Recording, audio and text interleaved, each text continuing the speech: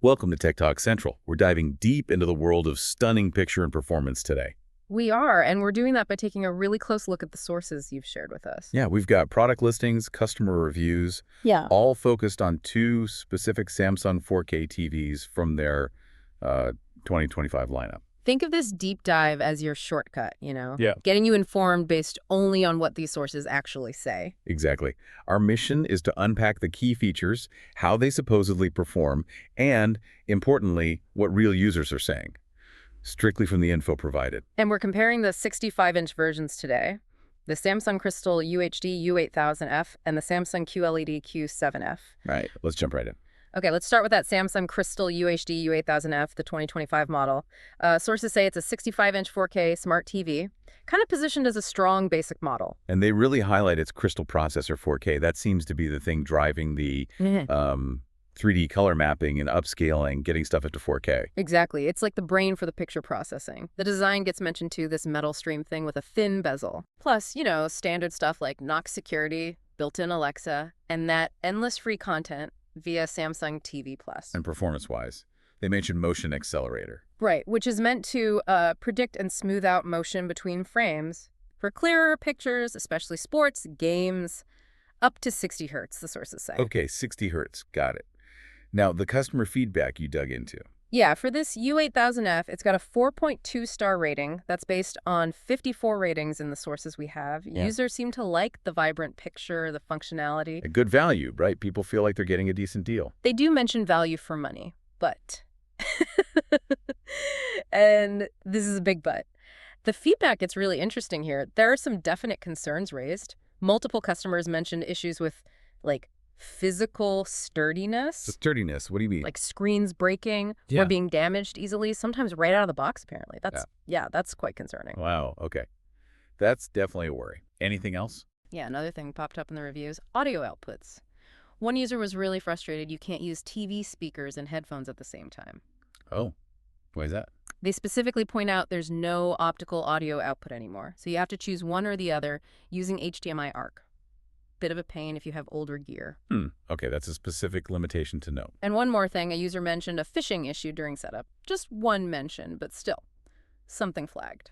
So, bottom line for the U8000F based on these sources, good picture and value for the price, but real user flags about build quality, that fragility, and some audio connection limits. Pretty much sums it up. Okay, shall we pivot? Yeah, let's move to the Samsung QLED Q7F series.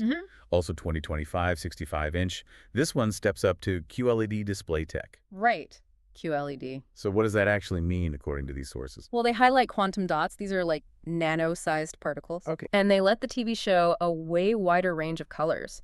The source says over 1 billion colors, actually.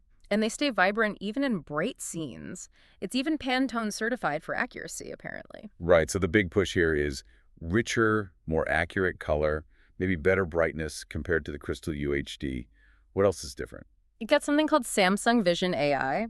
That's supposed to optimize color and sound depending on what you're watching. Some AI processing thrown in. Yeah, and quantum HDR too. Yeah. For better contrast, deeper blacks, brighter brights, bringing out detail. It also does 4K upscaling, but it's powered by a Q4 AI Gen 1 processor this time. Okay, so a different processor sounds potentially more powerful, maybe driving that AI and HDR.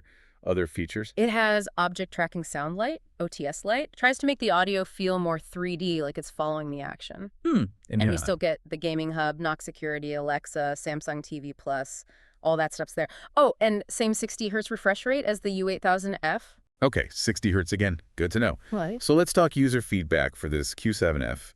It also gets 4.2 stars, but for more people, right? 105 ratings. Yep, same rating, bigger sample size. And what's interesting here is the picture quality praise is, even stronger. Really? Yeah, people are really raving bright, vivid, crystal clear colors. Seems like that QLED promise is landing with users.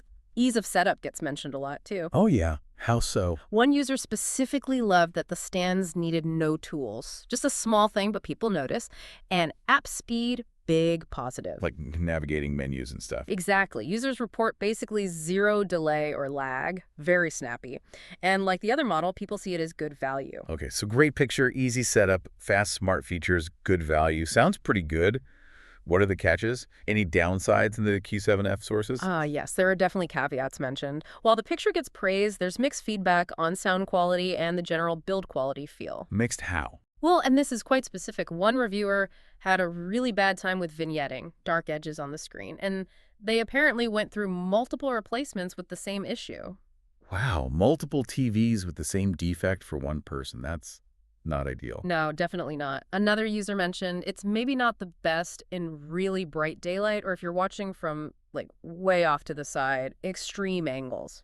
Okay. Performance limitations in certain conditions. And just like the U8000F, users mentioned that lack of an optical audio output being annoying for older soundbars or receivers. Right, same issue there. Yeah, one reviewer even called it the lower end of QLEDs, but importantly, still said it was great value, especially for gaming and movies. They mentioned it works seamlessly with their Philips Hue-Sync lights via HDMI ARC, so compatibility can be good sometimes. Okay, let's try and connect the dots here, based only on these sources.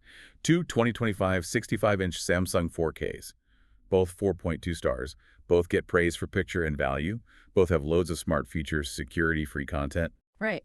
And the price difference mentioned in the sources is about $100.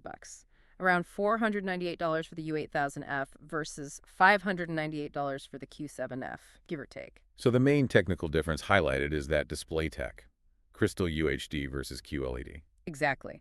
The sources suggest QLED gives you wider, more accurate colors, maybe performs better in bright rooms. Plus, the Q7F adds that quantum HDR, the Vision AI processing, and the OTS light sound. So for that extra $100, theoretically, you're getting better color, maybe better HDR, some AI smarts, and fancier sound features. That's what the specs and features suggest. But then you layer on the user feedback from these sources, and it gets complicated. How so? The U8000F has those really concerning reports about being fragile, screens breaking. That didn't really come up for the Q7F in the same way. But the Q7F had other issues mentioned. Right. That specific vignetting problem for one user on multiple sets is a worry. Plus, the generally mixed feedback on its build and sound, even though the picture and speed were praised, and both share that lack of optical audio. So for you, listening to this, deciding between them seems like weighing that extra $100 for the Q7's potential QLED advantages against its own reported issues like vignetting or build concerns. Versus saving the money with the U8000F, but taking on that reported risk of physical fragility. It seems like both offer good picture for their price class based on the reviews. Yeah, but each comes with its own distinct Achilles heel that users have pointed out in these sources. It's a trade-off.